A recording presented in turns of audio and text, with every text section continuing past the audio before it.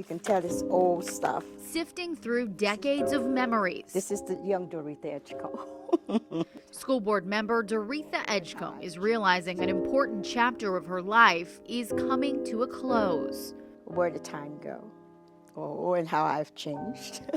Doretha is retiring from the school system where she started as a kindergartner at Tampa's Harlem Academy. This has been my life for 52 years. You know, I'm a product of this school district.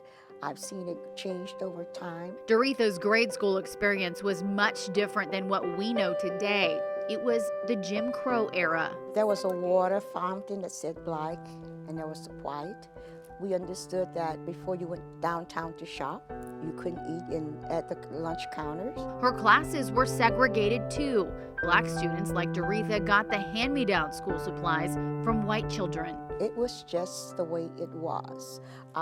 Did we challenge and ask the questions? Absolutely, we did.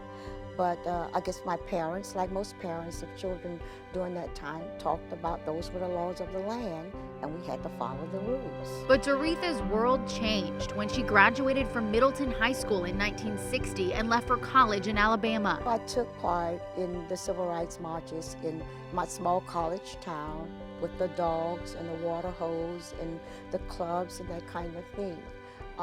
But I felt it was my responsibility, my obligation. If I want to see change, I had to be part of that change. It's a motto Doretha followed her entire career. She would rise from the ranks of teacher to principal to school board member, where Doretha felt she could affect the most change. Amidst all that success, though, personal tragedy.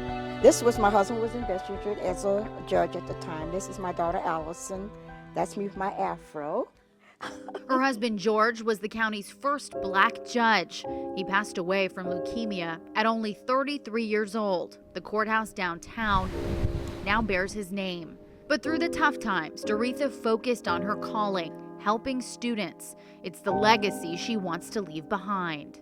I hope it is most of all that I made an impact on the lives of the children and the families in this community that I've served. A community that is sad to see Doretha go, but better now thanks to her determination. I'm glad this isn't the last day because I probably would be crying. In Tampa, Erin Maloney, Bay News 9.